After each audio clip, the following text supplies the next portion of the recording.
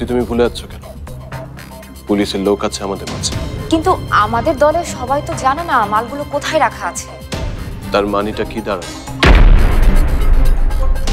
তার মানে আমাদের মধ্যে যারা আছে তাদের মধ্যেই কেউ পুলিশের সোর্স, তাই না? কিন্তু জানি তো আমি, তুমি, আব্বু, মামুন ভাই, তপু ভাই, আবির ভাই, আলো।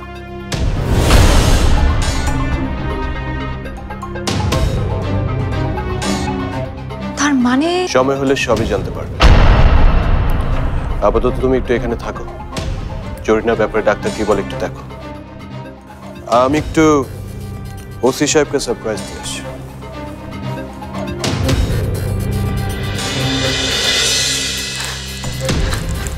বস,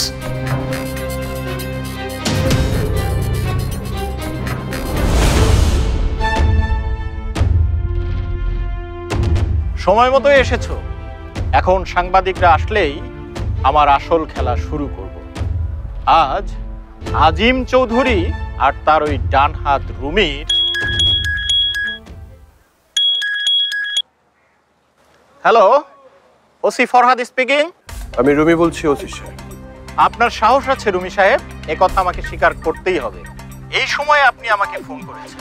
বন্দরে আপনাকে আটকাতে পারেনি, কিন্তু এবার কোথায় যাবে?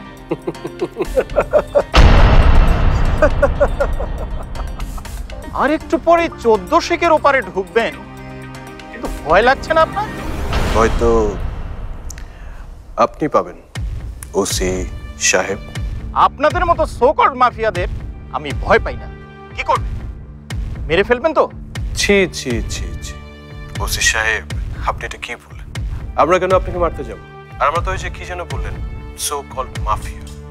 আমরা তো সো কল্ড মাফিয়া না, আমরা হচ্ছি ছোটখাটো ব্যবসায়ী। ছোটখাটো ব্যবসা করে নিজেদের পেট চালায়। ফনিতা বাদ দিয়ে যা বলতে চান সরাসরি বলেন। ওয়েল, ঠিক আছে, তাহলে সরাসরি কথাটা বলছি। যে আপনাকে গোডাউনের খবরটা দিয়েছে সে মিথ্যা কথা বলেছে। আই মিন আপনার সাথে বেইমানি করেছে। অ্যাকচুয়ালি গোডাউনে কিছু নেই।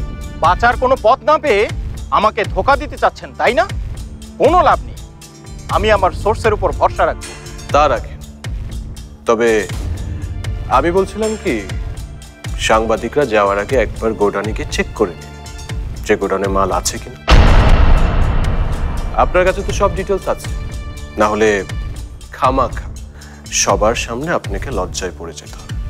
You know what I am saying? রাখছি।